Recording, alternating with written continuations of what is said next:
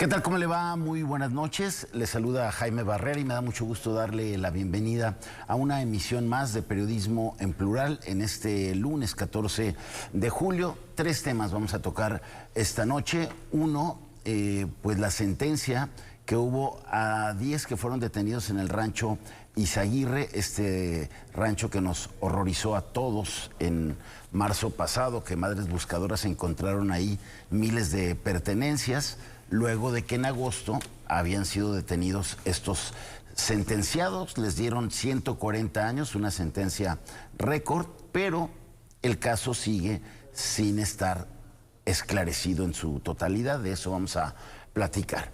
Vamos a tener hoy un invitado aquí en Periodismo en Plural, al doctor Hermes Ulises Ramírez Sánchez, profesor, investigador, especialista en temas del agua. Con él vamos a abordar todo este asunto de la calidad del agua. ¿Qué está pasando con el agua que está entregando el CIAPA a las casas de miles de tapatíos que la ven chocolatosa, de color verde, con mal olor? Bueno, pues de eso vamos a platicar y las posibles repercusiones que pueda haber en temas de salud por esta mala calidad del agua. Y vamos a cerrar con el tema también que ha llamado pues muchísimo la atención, el llamado huachicol fiscal por estos golpes de millones de litros de gasolina que entran al país sin pagar los impuestos y sin que en aduanas detecten que dicen que pasan aditivos cuando en realidad es diésel y es gasolina. Esos son los 3 temas que tenemos hoy y me da mucho gusto saludar a mis compañeros, a mis compañeras esta noche. Esperanza Romero, ¿cómo estás? Muy buenas noches. Muy bien, Jaime, buenas noches. Vania, Gabriel, qué gusto coincidir.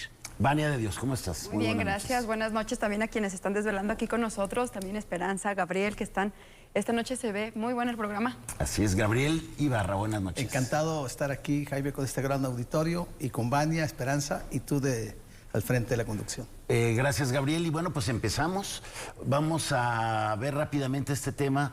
Sentencia récord, Esperanza, pero sigue sin esclarecerse por completo lo que sucedió en ese rancho de Teuchitlán. Y siguen sin darnos detalles que creo que amerita.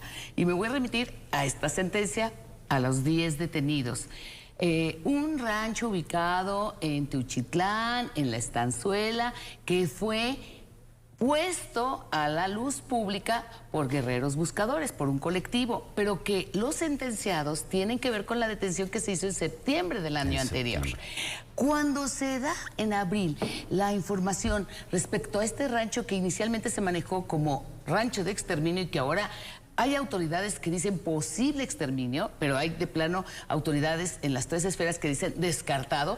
Se entiende que esa sea la posición. La imagen que recorrió no solo México, sino traspasó nuestras fronteras de cientos de pares de calzado de todas las edades, cimbró. Y es una imagen que mínimamente nos obliga a pedir cuentas, y a pedir cuentas de todo. ¿Y qué es todo? Lo que se sabe hasta el momento, que ha sido a cuentagotas. Me remito a los sentenciados. 141 años, para ser exacta, que podrás aplaudir como lo han hecho las autoridades que dicen sentencia ejemplar.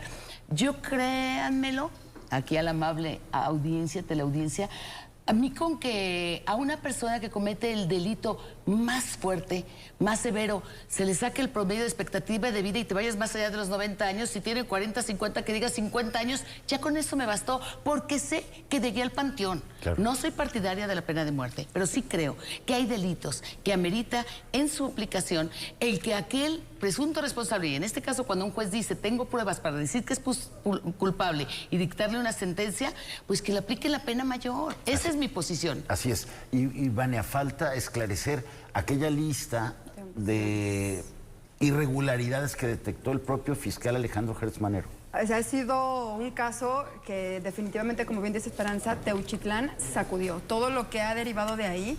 Todavía falta ver algunas omisiones que han señalado de la Fiscalía General de aquí de México a la Fiscalía de Jalisco por omisiones que le han dado al caso. Primero. Segundo, creo que sí es importante destacar la gran deuda que se tiene todavía con todas las madres buscadoras, con todo lo que tienen y lo que han estado haciendo ellas, porque A estas personas se les detuvo desde el año pasado y están sentenciadas por desaparición y por homicidio. ¿Por qué? Porque encontraron el cuerpo de una persona ahí en el rancho y había 2 personas secuestradas. Eso pasó el año pasado, llegan este colectivo de buscadores, ven todo lo que había ahí, las imágenes que además dieron la vuelta al mundo. ¿De qué nos habla? De que hay una gran deuda por todos los jóvenes que han estado llegando a esos sitios, que llegan, ¿por qué? Porque llegan engañados, porque opciones de trabajo, que les van a dar cierto dinero. ¿Qué es lo que se está haciendo para todo este segmento de la población? Para poder garantizarles empleo, garantizar educación y que no caigan tan fácil en las redes del crimen organizado, primero. Segundo, el trabajo que han estado haciendo todas las madres buscadoras y todos estos colectivos que siguen haciéndolo con sus propias herramientas, ellas mismas se han autocapacitado y además poniendo en riesgo su propia vida.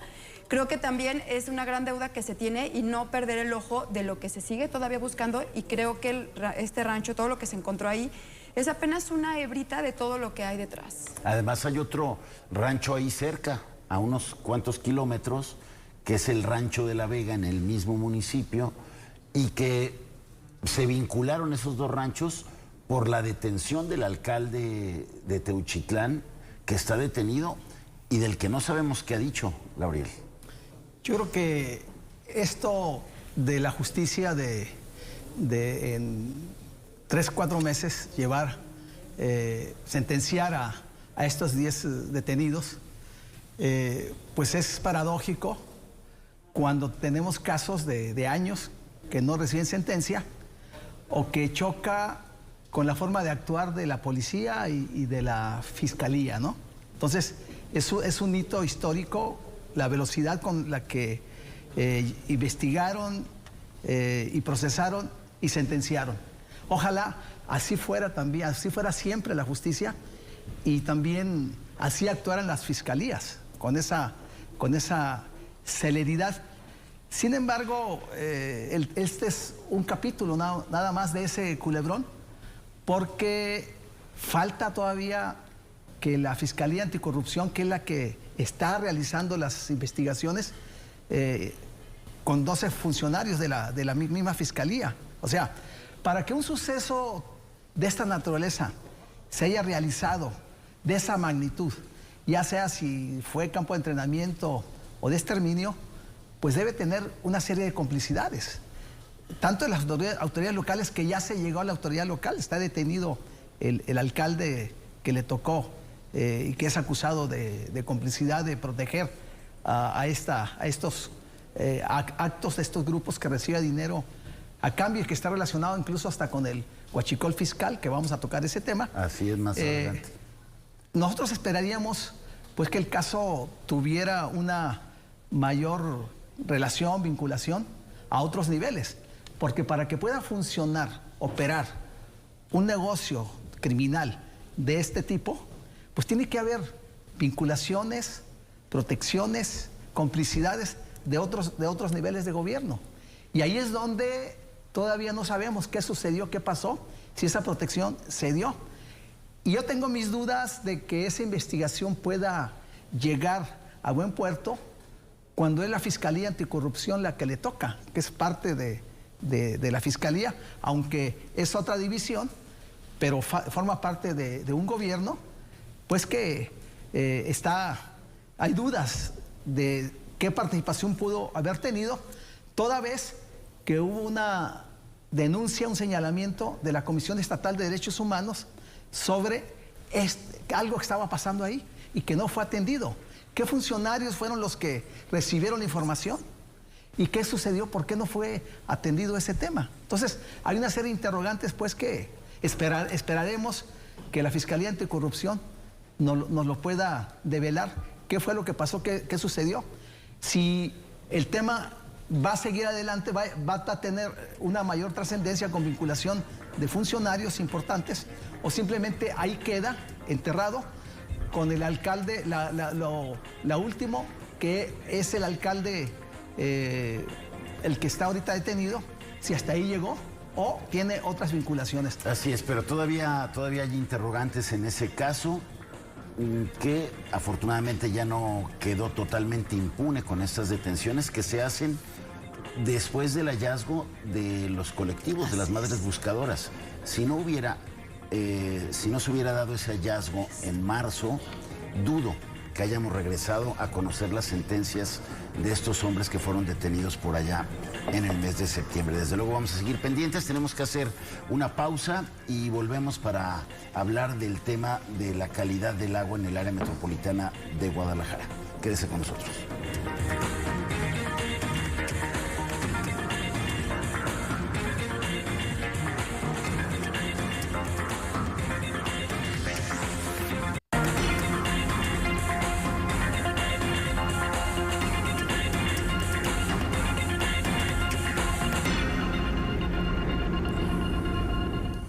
Gracias por continuar con nosotros aquí en Periodismo en Plural. Vamos a regresar. Hace 13 años que empezó este programa, empezó con invitados. Luego pasó a otra fase donde ya eran puros colegas quienes venían aquí a opinar sobre los temas. Hoy, por la gravedad del caso, pues invitamos nuevamente a un experto, a un estudioso en el tema de la calidad del agua. Me da mucho gusto darle la bienvenida al doctor Hermes Ulises Ramírez Sánchez, profesor, investigador especialista en temas de agua. Doctor, bienvenido, muy buenas noches. Muy buenas noches, muchas gracias por la invitación. Pues un tema muy importante. A muchas casas de miles de tapatíos está llegando agua de mala calidad, con colores chocolatosos, agua turbia, con sedimentos, con malos olores, cuando pues el agua potable debe ser inolora, insabora, ¿no? E incolora. E incolora. Entonces, algo está pasando, doctor. Un primer diagnóstico que nos puedas comentar. Yo creo que aquí habría que ver que este problema tiene diferentes aristas y hay que ir analizando una por una. Básicamente, la primera cosa que tenemos que analizar es de dónde proviene el agua con que se está suministrando a la población de la zona metropolitana. Y básicamente tenemos dos fuentes. Las fuentes superficiales, que en este caso es el agua de Chapala, y las fuentes subterráneas, que son los acuíferos o los pozos profundos que están distribuidos en diferentes partes de la ciudad. Si analizamos estas dos fuentes, pues la primer fuente, que es el agua superficial, esa requiere más tratamiento. ¿Por qué? Porque como transcurre a través de grandes distancias, se vierten sobre ella gran cantidad de contaminantes de muy diverso tipo, pues obviamente requiere un tratamiento mucho más exhausto que las aguas subterráneas que ya se filtraron, que ya percolaron a través de las capas de la tierra y que pues se mantienen en el interior de nuestro subsuelo con una calidad que no es la óptima, pero que es mucho más fácil de tratar. Entonces esa sería la primera cosa que tendremos que tomar en cuenta. Y si nosotros analizamos un poquito, pues sabemos que desde hace más de 30 años, pues el agua de Chapala sufre de una contaminación muy grave por todo el corredor del río del río Lerma, y después pues lo vertimos hacia el río Santiago y a través del río Santiago es como nos llega precisamente parte de esa agua y la otra a través del acueducto Chapala-Guadalajara. ¿Qué se pretende hacer otro acueducto? Bueno, eso ya es otro tema completamente diferente, pero básicamente pues sabemos que pues esa agua tiene que tener un tratamiento mucho más riguroso que las aguas de los pozos, de los acuíferos que nosotros tenemos en la zona metropolitana. Sin embargo, también hay que aclarar que la misma Comisión Nacional del Agua ha establecido que la mayoría de los acuíferos de la zona metropolitana o de la cuenca Lerma-Chapala-Pacífico están ya en un grado de extracción muy alto y también, por lo mismo, con un grado de contaminación ya bastante importante. Entonces, básicamente, esas aguas, lo que en un principio se hacía con las aguas de los pozos era solamente desinfectarla con cloro, mientras que las aguas superficiales se tenía que hacer todo un tratamiento mucho más complejo, primero de cribar para todo lo que sea de tamaño grande, quitarlo, después adicionarle una serie de químicos para hacer la coagulación, la floculación, la precipitación, quitar todo eso a través de la filtración y posteriormente el proceso de desinfección a través de cloro. Entonces, Creo que algo está pasando en ese proceso, en el cual pues no se están haciendo las cosas como se deberían, aparte de que sabemos que también nuestras aguas están más contaminadas, pues se están conjugando una serie de factores para que nosotros no tengamos una buena calidad de agua que están suministrándose a la población de la zona metropolitana de Guadalajara.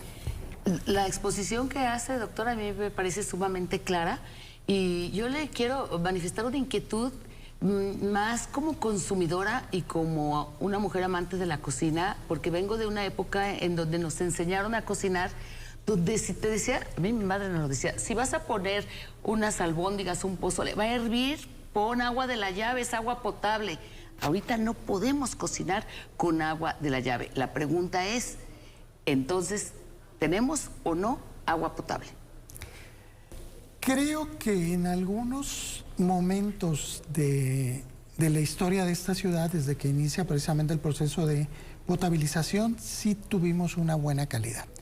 Pero si me lo preguntas hoy en día, definitivamente yo diría que no tenemos una buena calidad de agua potable y mucho menos que pueda ser ingerible. Entonces no recomienda, aun cuando el alimento vaya a hervir, tratándose de un caldo, un menudo, un pozole, unas carnes en su jugo, horas o mínimo media hora a punto de ebullición, ni aún así cocinar con agua de la llave. Yo creo que no. Voy a Terrible. especificar por qué. Terrible. Porque únicamente nos estamos refiriendo a la parte bacteriológica, que eso sí se puede eliminar a través de la cocción o de que el agua hirva. Pero ¿qué pasa con toda esa serie de contaminantes muy diversos como pueden ser pesticidas, organoclorados, antibióticos, hormonas, metales pesados, etcétera, etcétera? Que eso por más que usted lo haga, no va a poder eliminarlo. Entonces la recomendación es que no utilicemos esa agua para poder tratar nuestros alimentos, ni siquiera a veces ya podemos pensar en algunas zonas de la ciudad que el lavado ni siquiera es suficiente para poder limpiar nuestros alimentos. Oye, cuando usas el agua hasta para lavarte los dientes, No, pues el agua de la tienes llave, que llevarte el igual. agua ya de garrafón para lavarte los dientes. Y una pregunta vinculada para ya luego escuchar a mis compañeros y a usted, doctor. Entonces, recuerdo que yo crecí en la Ladrón de Guevara. Nos dijeron, es agua maravillosa que proviene de Colomos. Y la creíamos. Sin embargo, tomábamos ya agua embotellada. Y Jalisco, concretamente en la capital, era criticado en otras ciudades que no tomábamos agua del grifo. En los hoteles, pues tomas agua del grifo. ¿Qué nos pasó? Si teníamos buena agua y teníamos incluso la duda, ahora, ¿qué nos está pasando? Porque dudo que en cualquier puesto, incluso establecimiento, en todos nos garanticen que se están cocinando los alimentos con agua embotellada. No, definitivamente que eso sería una ilusión pensar que todo el mundo hace eso.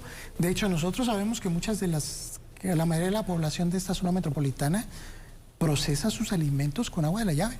¿Por qué? Porque no tiene acceso desde el punto de vista económico a realizar todas sus actividades con agua embotellada. Pero luego hay que gastar, no en el agua, sino en los medicamentos y en los oncólogos y en los especialistas dermatólogos, porque antes los problemas del CIAPA, déjame por favor, Gabriel, tú que eres más de mi camada, acá más joven y no se diga la chicuela. A ver, no eran tiempos en que decían, uy, al CIAPA se les falló a los ingenieros, el agua huele a cloro.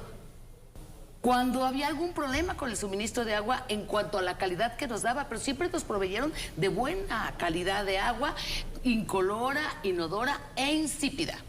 ¿Qué pasó que en el 2020 empezamos a hablar en esta ciudad del agua chocolatosa?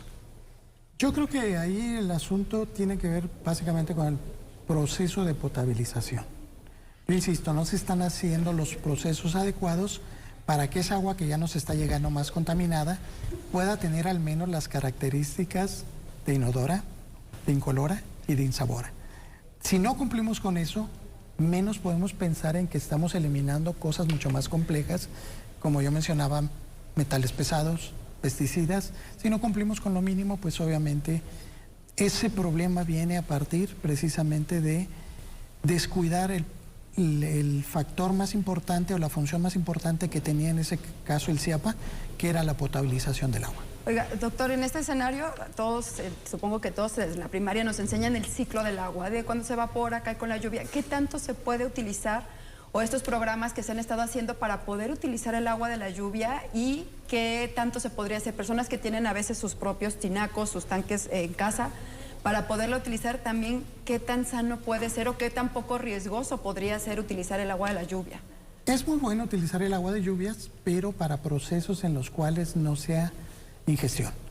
¿Qué quiere decir? Que yo lo puedo utilizar para barrer, trapear, bañarme, si yo quiero, con un proceso mínimo, porque no es solamente la acaparo y ya lo utilizo, sino que se tiene que darle un proceso mínimo de filtración, en este caso, cloración, que es el proceso menos costoso que existe.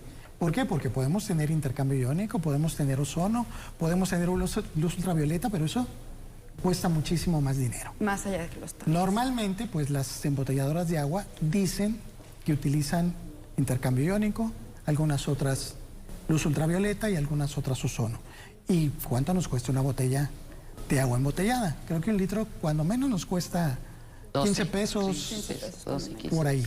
Entonces, quiere decir que los procesos son mucho más caros que el de simple cloración. Y como mencionaba Esperanza, pues obviamente el cloro también tiene que ser medido. No puedo ponerle menos de la cantidad ni más de la cantidad. ¿Por qué? Porque si es menos, no estoy atacando el problema bacteriológico. Y si le pongo más, voy a producir algunos otros elementos, como se llaman los trialometanos, que obviamente son tóxicos para la salud de la población y que pueden causar problemas bastante graves de salud si son utilizados de manera, vamos a decir, secuencial o exponencial, que se van a convertir en enfermedades crónicas o degenerativas. Pues el agua de lluvia únicamente para el aseo de la casa, quizás para bañarse, y solamente con ciertos procesos o como cae de la lluvia. No, tiene que hacerse un proceso mínimo. Forzosamente, ¿por qué? Porque sabemos que nuestra atmósfera tiene una gran cantidad de contaminantes por la contaminación atmosférica y muchos van a precipitar junto con ellos. Y además de eso, pues las zonas donde va a caer esa agua, pues obviamente no están 100% limpias. Sabemos, por ejemplo, que a lo mejor en la azotea de mi casa pasó un gatito y se le hizo fácil ya no defecar, pero sí hacer pipí, y obviamente esa agua va a tener algunos agentes patógenos producidos por ese tipo de cuestiones. Pues me deja helado lo que dice, doctor, porque si hacemos una retrospectiva de qué hacemos con el agua que recibimos, desde que nos enjuagamos la boca, desde que preparamos los alimentos en nuestras casas, y lo que está señalando, pues, que es peligroso, puede generar problemas en la salud.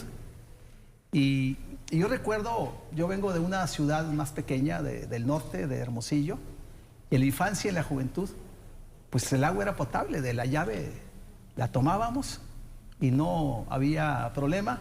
Llego a Guadalajara allá por el 78, 79, cuando se crea el CIAPA precisamente. El CIAPA tiene 47 años, se creó en el 1978. Y bueno, me encuentro con la novedad de que aquí pues había que tomar agua en garrafón.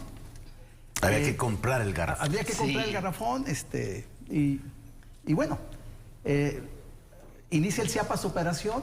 En los primeros años, pues se hablaba muy bien del CIAPA, que era un organismo pues confiable, manejado por técnicos, y sin embargo, al paso del tiempo, pues el CIAPA se convierte en un organismo deficiente.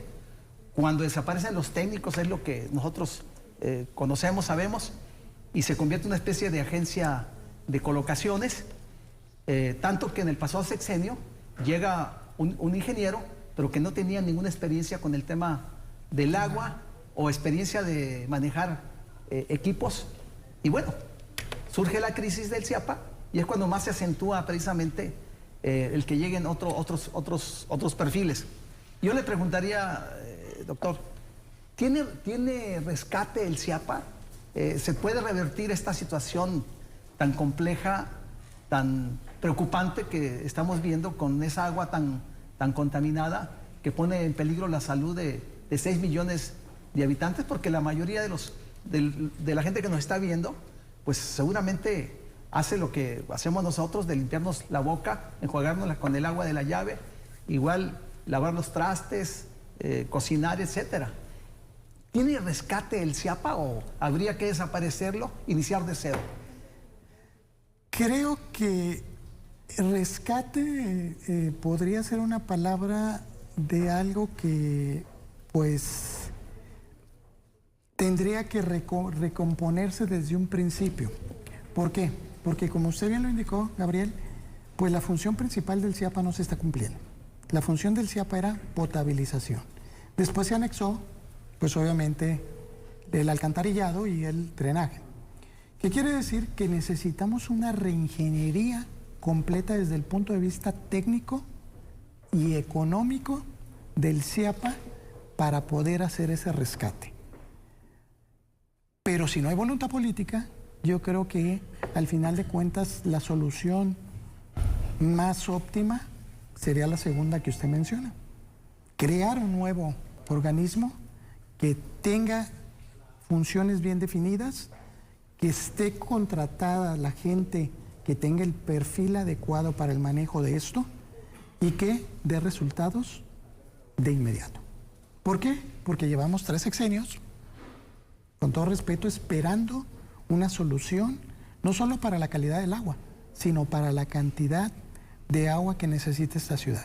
Doctor, ¿se han hecho estudios que hayan detectado partículas que representen un riesgo para la salud de esta agua que se distribuye en la ciudad?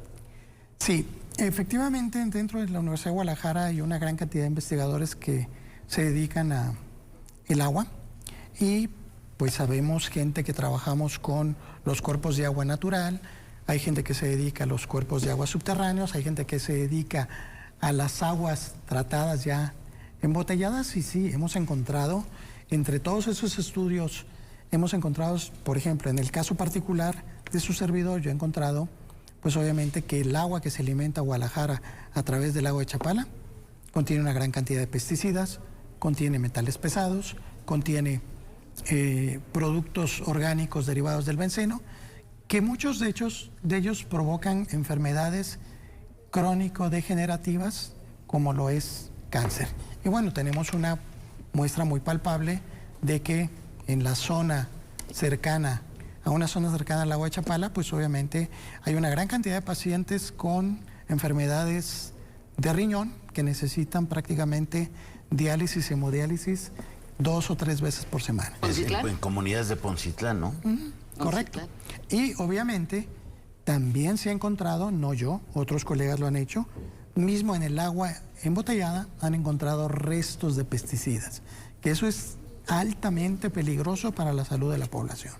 Doctor, y en este escenario que no es nada agradable, al contrario, ¿cómo estamos con el tema de las plantas de tratamiento? Yo me acuerdo desde cuando salí a reportear todo lo que había en la cuenca del río Santiago, el agua espumosa de este niño que falleció después que cayó ahí en el río Santiago, y todos los desechos que se vierten al río, que lejos de poder ni siquiera meterte, parecía como que estaba sacando el agua de la lavadora de ahí, impresionante, que decían que alguna vez, a mí ya no me tocó, que alguna vez eran aguas cristalinas o que eran aguas como de balneario. Que no sé si a alguno le tocó, creo que a ninguno de nosotros nos tocó ver el salto con aguas cristalinas, pero hay fotografías. Sí, hay fotografías. Y crónicas que dicen que era el paseo familiar. Correcto. Ir ahí. Ok, ahí hay un problema muy grave porque sabemos que la cuenca del río Lerma es una cuenca bastante grande. Inicia en el Estado de México, atraviesa Michoacán, creo que parte de Guanajuato, Jalisco y desemboca en el lago de Chapala. Y a través de toda esa trayectoria, pues hay infinidad de industrias de todo tipo. Mineras, de farmacéuticas, tenemos grandes textiles, tenemos metálicas, tenemos químicas, tenemos agropecuarias, porque parece que no. Los pesticidas, ¿de dónde vienen? De la agricultura. Tenemos desechos de animales en la zona de Michoacán, La Piedad, donde todos los desechos orgánicos de los porcicultores iban directamente al curso del río Lerma. Y pues obviamente una planta de tratamiento no puede eliminar todo ese tipo de contaminantes. No sé si recuerdan que yo dije que normalmente las aguas profundas tienen minerales, pueden tener algunos metales y básicamente con cloro es suficiente. Pero lo que necesitamos en un agua superficial, pues es toda una variedad de procesos para poder al menos quitar los más conocidos. Todos los demás no sabemos qué estamos ingiriendo. ¿Por qué? Porque ahí podemos analizar y podemos encontrar un montón de cosas que pues obviamente van a causar problemas a largo plazo si esa agua se está ingiriendo de manera constante. Y desafortunadamente, pues parte de esa agua nosotros la estamos consumiendo a través del lago de Chapala, donde se vierte el Lerma en Chapala. Y de ahí, pues nosotros tomamos precisamente para nuestros usos diarios de todas las actividades que realizamos todos los días. Pero todos estamos siendo abastecidos de Chapala.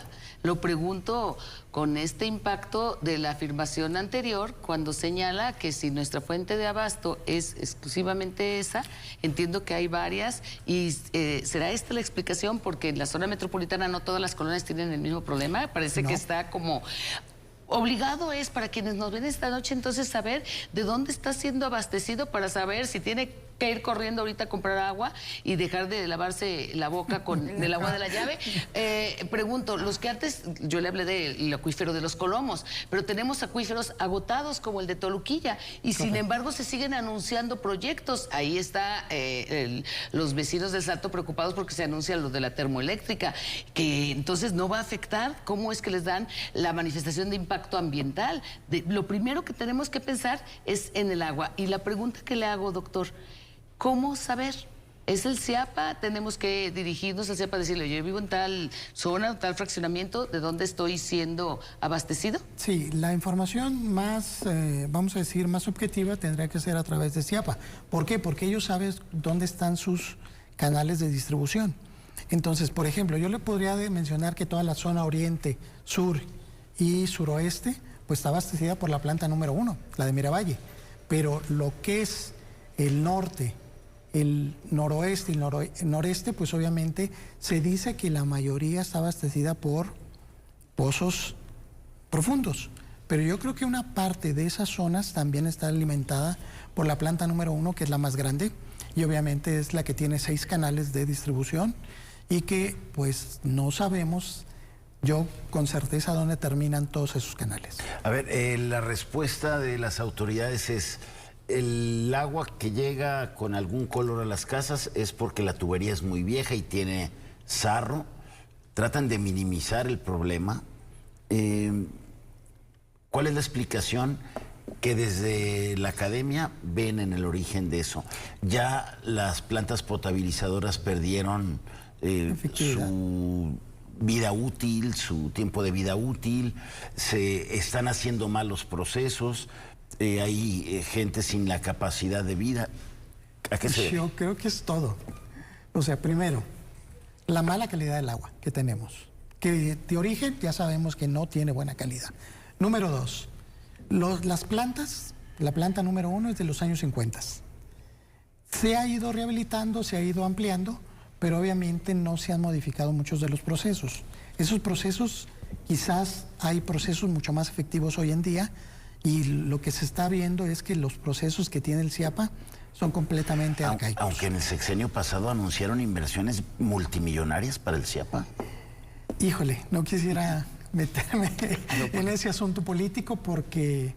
No, pues es nada más de ver dónde quedó la inversión. Exacto. Que se refleje. Ahora, doctor, usted señalaba pues que es un tema técnico y financiero. Claro.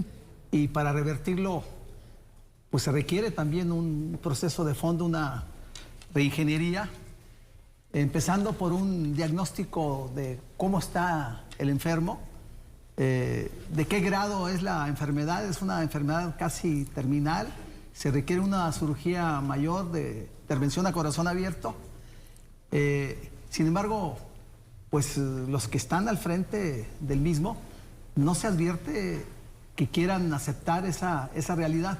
Entonces, ¿cómo poder hacer una reingeniería cuando no se acepta el tamaño de la problemática, de la gravedad del enfermo? ¿Cómo? Híjole, creo que ese es el punto nodal de esto, que no hay una aceptación de que las cosas están mal. Creo que ese diagnóstico del que usted habla ya se ha hecho durante muchos años. La Universidad de Guadalajara y algunas otras universidades del estado, como puede ser el TEC de Monterrey o la Universidad Panamericana, se han hecho muchos estudios y todos se han puesto a disposición de la autoridad para que la autoridad se dé cuenta de cómo está el asunto. ¿Qué hacen? Sí, lo voy a revisar y lo echan al bote de basura. ¿Por qué? Porque va contra los intereses que ellos están defendiendo. ¿Es muy costoso hacer esa reingeniería? Yo creo que el costo sería lo de menos. Desde mi punto de vista es voluntad política. ¿Remover al personal? Voluntad política. ¿Remover a los que no son técnicos? Yo quiero hacer una Porque pregunta. luego con esos especialistas que contratan Por también. eso, remover al personal que han contratado que no tiene el perfil. El doctor decía a la hora de Sí, pensando en la terminé. reingeniería. Es que no terminamos cuando estábamos hablando sí, de eso, que es el agua, es los procesos, es la falta de capacitación del personal, la actualización del mismo, la contratación de personal que no tiene el perfil, ni siquiera para el área de potabilización, ya no digamos para otras cosas más como la reingeniería económica. ¿Por qué? Porque también se habla mucho de que tiene números rojos el CIAPA, porque la gente no paga, pero bueno, creo que aquí hay un problema bastante grave en esa cuestión de que no paga, pues no pago porque no tengo agua. Hay gente que le llega un recibo de agua y ni siquiera ha consumido una gota de agua porque tiene semanas que no le llega. Entonces creo que sí tenemos que pensar que es todo un conjunto de cosas que tenemos que armonizar desde la parte técnica, pero también desde la parte económica. Creo que Esperanza tiene... Yo tengo una tiene inquietud, ahorita escuchándolo. mucha padre. razón. Hay mucha razón, no mucha preocupación, doctora. No, sí no, quiero pero- escucharlo y enterarme de usted, por ejemplo, lo que mencionó de lo que contiene. Hablaron del niño López Rocha, que ya sería un adolescente de no haber caído a las aguas del río Santiago en el fraccionamiento La Azucena, jugando con amiguitos, y arsénico en sus pulmones. Algo que también en su momento lo quisieron ocultar. Pero no me voy a desviar con los contaminantes, porque a mí me parece que lo que esta noche nos está transmitiendo, y no soy alarmista, pero me parece que cuando se trata de nuestra salud, definitivamente no veamos como gasto comprar agua embotellada, y no le estoy promoviendo ninguna marca, ¿eh? Veámoslo como inversión, porque es preferible alimentarnos bien a gastar al rato en curar enfermedades. Pero mi inquietud es esta. Entonces es un error garrafal que se adhieran municipios como Tlajomulco, Juanacatlán, Ixtlahuacán, los que usted guste, al CIAPA. El CIAPA debería de estar en vías de extinción, como pasó con el ITEI, que por ley se extinga y que los buenos elementos sean trasladados al nuevo organismo, y es una manera de comenzar sano y empezar con una solución que satisfaga a la población, sobre todo con agua de calidad. Sí, ¿Coincide? yo Entonces creo un error sí. que Tlajomulco entra al CIAPA, que Tlahuacán entra al CIAPA, que Creo todos que los sí. vecinos... ¿Por qué? Porque ni siquiera cumplimos con los 4 municipios básicos que tenía la zona metropolitana, pues mucho menos podemos darle servicio a más municipios que se están adicionando y que requieren también de esta colaboración, vamos a decirlo entre comillas, del CIAPA, ¿no? Creo que ellos han funcionado durante mucho tiempo de manera independiente y pueden seguir funcionando de manera independiente sin tener que ser una carga para el CIAPA y para la zona Y metropolitana. otra duda, porque yo sigo con lo del abasto, ¿de dónde nos llega el agua? Usted habló del oriente, habló de la zona norte y por tanto la zona norponiente, pero ¿qué pasa con el sur? El sur es planta número 1, Miravalle, que es la más vieja. Y que tuvo problemas, y hoy tenemos una suspensión de servicio en 61 colonias. ¿Cuántas? Porque 60. resulta que 60, porque habrá mantenimiento. Y yo digo, pues, ¿qué está pasando? Antes no nos ocurría, y hay mantenimiento, entre comillas, pero el peor momento en cuanto a calidad en el servicio. ¿Es mantenimiento o es un problema operativo? Realmente. No, ambos. Eso creo que yo no... Incapacidad. No tengo certeza de poder afirmarlo. Y la verdad, yo con todo respeto, yo no hablo de cosas que no puedo afirmar. Entonces, en ese sentido, no sabría contestar esa pregunta porque no tengo datos que me sustenten. Es que hay un tema también, doctor, que está relacionado con esta problemática. La falta de transparencia. Ah, sí. Porque realmente no sabemos de qué tamaño es el problema económico del CIAPA. No sabemos. ¿Cuánto debe? ¿Cuánto tiene cuentas por cobrar? ¿De qué tamaño es el rezago? ¿Cuánto es el presupuesto? ¿Las deudas? ¿Cómo se maneja el presupuesto? ¿Cuánto se lo lleva la nómina? Cuanto a la operación, los químicos, las sustancias que se requieren para el tratamiento de las aguas, desconocemos. Hay un programa de mejora continua, por ejemplo, que estén impulsando, desconocemos. Hay mucha opacidad en el tema del CIAPA. Demasiada opacidad. En eso estoy completamente de acuerdo con usted, Gabriel. Normalmente el CIAPA ha sido una de las instituciones gubernamentales más ocultas de toda la historia. ¿Por qué? Porque no se sabe a dónde van los presupuestos. Como bien decía Jaime, se hizo una inversión en el sexenio pasado que no sabemos en dónde quedó y que yo no me atrevería a decir. Se habló de la línea morada, no sé si recuerdan de la famosa línea morada, sí. Y tampoco se sabe cómo está funcionando. O sea, se esperaría que esas inversiones multimillonarias tendrían que haber contribuido a que llegara el agua limpia o actualizar equipos. A disminuir los costos. ¿Por qué? Porque ya no estoy trayendo agua de lejos para poder abastecer a esas industrias, estoy utilizando esa misma agua con la línea morada y se supone que deberíamos haber disminuido el consumo y por lo tanto el costo del agua. ¿Y qué pasó? Fue todo lo contrario, casi 10% de incremento en el costo del agua, sin razón o sin justificación desde mi punto de vista real. Doctor. Y otro dato, ¿cuánto hace, doctor? Usted tendrá el dato. ¿Cuánto hace que se incorporó el cobro de la cuota de mantenimiento a todos los usuarios? ¿Les llega agua o no les llegue? Y por el sistema te cargan, eran 3 pesos y tantos, y tú dices, ay, qué poquito. ¿Es poquito? Con el millón de usuarios, con más del millón de usuarios, ¿es poquito? 3 pesos mensuales. Doctor, hoy aquí en N+, se publicó un trabajo, un reportaje, donde se hablaba de diferentes zonas, de que en una zona sale el agua café, en otra salía el agua color verde, en otra sale el agua color amarilla. Yo quisiera preguntarle a qué se debe o más o menos a qué se podrían estar enfrentando los usuarios del agua, dependiendo del color, ya no hablemos si tiene algún olor o algo. Y segundo, que entiendo que son costosos, ¿qué tanto pueden servir en algunos lugares los filtros que puedan poner las personas en su casa? Si ya no sirven las plantas de tratamiento, si ya no sea por los ductos, si alguien tiene la posibilidad de poner algún filtro, si le está llegando el agua, ¿pueden servirles? Sí pueden servir, pero parcialmente. Otra vez, creo que es muy importante entender que todos los contaminantes que trae el agua, ninguna planta de tratamiento las va a quitar.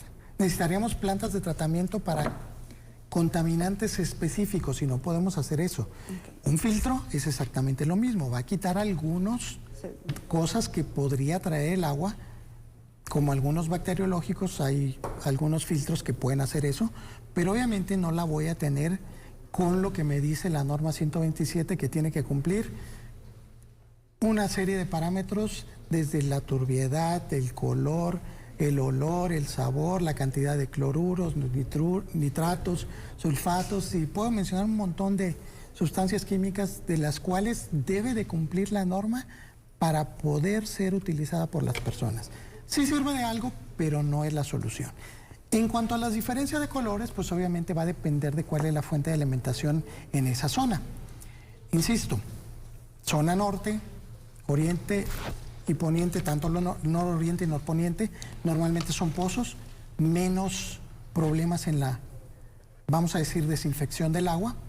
Zona sur, sureste y suroriente, pues obviamente ahí tenemos más complejidad y normalmente en esas colonias el agua debe ser mucho más turbia, mucho más oscura que en las zonas de la zona norte, noroeste y noreste. Doctor Hermes, pues agradecerle muchísimo que nos haya ayudado a documentar el pesimismo. A ver, nomás, Pablo, yo sí quisiera aclarar algo. No vengo en el sentido de ser pesimista ni de mortificar a las personas. Yo creo que ese es un reto para la ciudadanía y para los gobiernos, los ciudadanos, en exigirle al gobierno que cumpla con su función. Sí. Porque la Constitución es muy clara en ese sentido. El artículo 15 de la Constitución dice que todos tenemos que tener cantidad de agua suficiente y con la calidad necesaria para poder realizar todas nuestras actividades. El agua es un derecho humano de primera generación. No, y ese era nuestro interés. contribuir a un debate informado, con expertos, para que la autoridad también se abra a esa crítica y a esas explicaciones de mejora que tiene que haber en el organismo operador del agua, ¿no? Sí, claro, efectivamente. Y no hay que ser pesimistas, sino todo lo contrario. Es decir, tenemos que hacer nuestro trabajo, cada quien desde su trinchera. Ustedes como periodistas pues tienen la voz de exponerle a la población. Nosotros trabajar en la parte de investigación y ponerla al servicio del gobierno para que ellos puedan atender el problema tan grave que representa esto. Porque como bien lo decía Esperanza, yo creo que me quedaría con eso, que esto se convierte en un problema económico, querramos o no. Claro. Es más fácil prevenir enfermedades que solventar enfermedades y sobre todo enfermedades crónico-degenerativas que cuestan muchísimo dinero al erario. Pues muy agradecidos, doctor, y lo esperamos pronto por acá de nuevo. Nosotros tenemos que hacer una pausa, volvemos.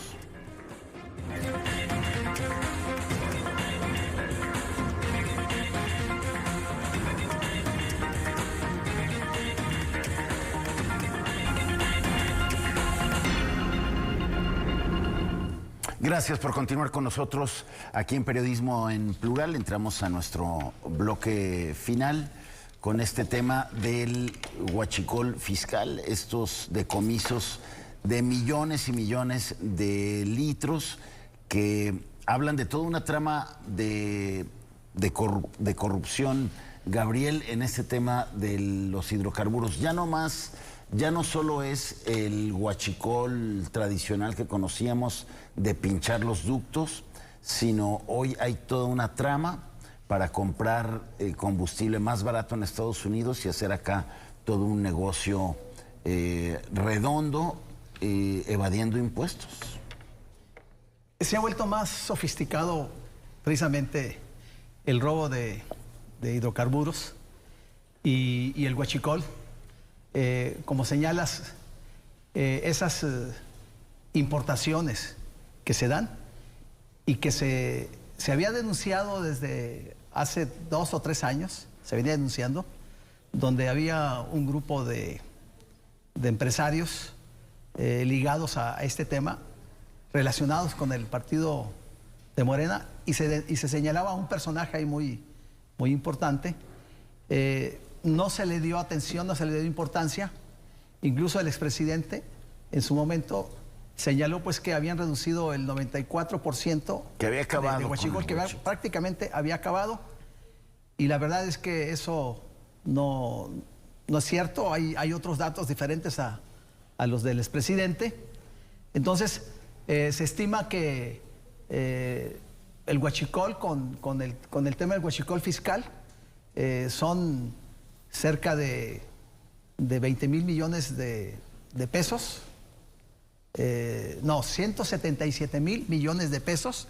Son como 20,000 millones de dólares lo que significa estas pérdidas que sufre Petróleos Mexicanos. ¿Y de qué tamaño son 20,000 millones de dólares o 170,000 millones de pesos? Es el presupuesto de Jalisco anual. De ese tamaño nada más.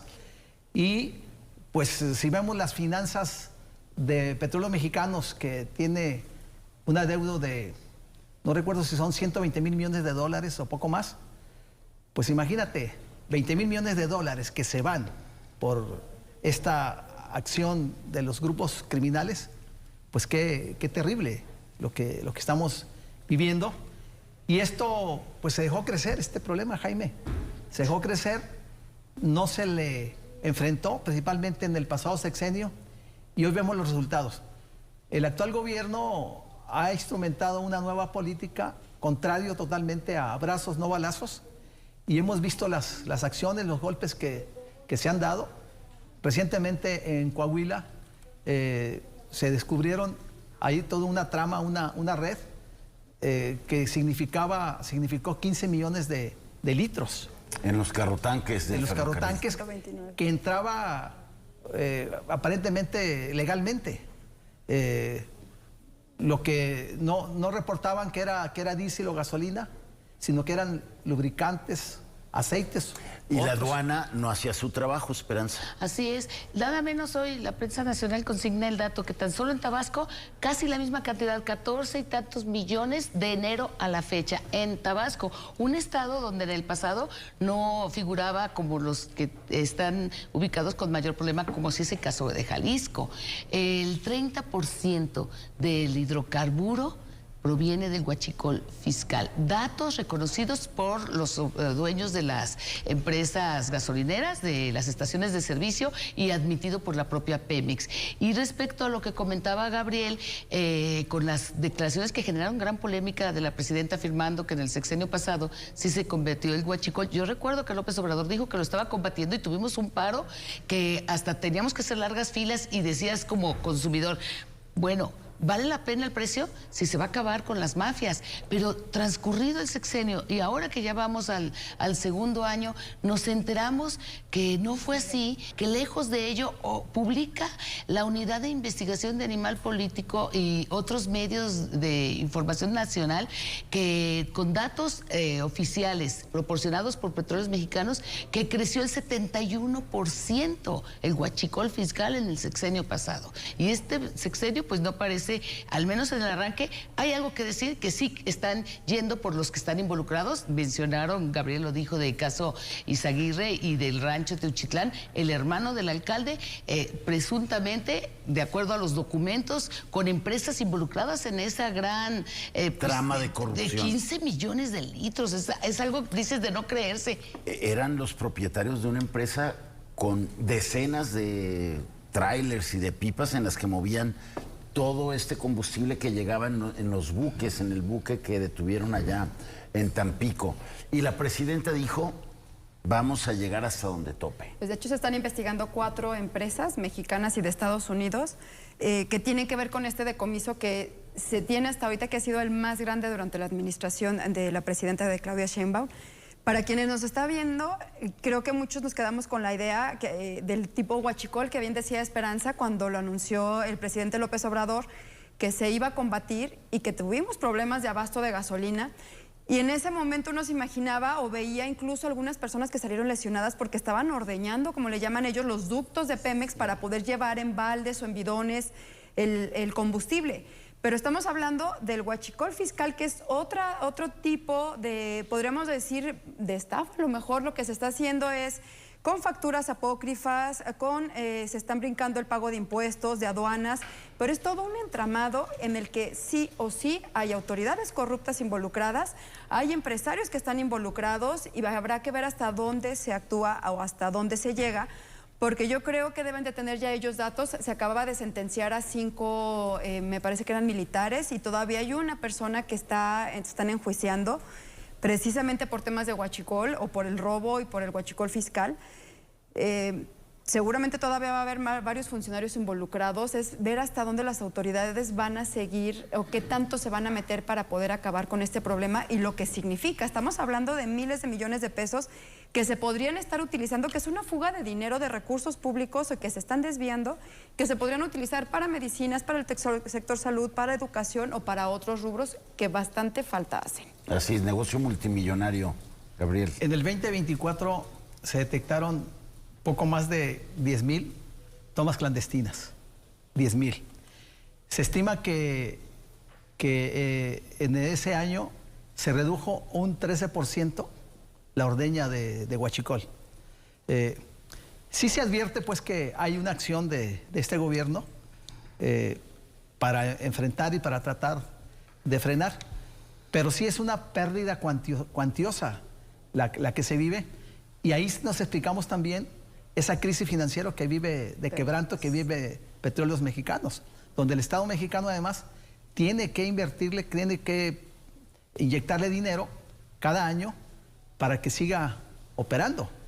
Pero yo creo que también aquí, así como el agua que platicábamos, se requiere otra reingeniería de fondo, porque esto pues afecta a todos los mexicanos, porque es una enorme sangría. Imagínate, pues, 20,000 millones de dólares. Sí, claro. Es mucho mayor, yo creo, incluso, que el negocio de las drogas. Entonces, para estos grupos criminales, pues es extraordinario lo que les significa el huachicol fiscal, y el huachicol de ordeña en los ductos, ¿no? Bueno, pues ahí está el reto y la promesa de la presidenta Claudia Sheinbaum de que ella sí va a llegar a detener a los responsables, tope donde tope. Ya veremos si lo cumple.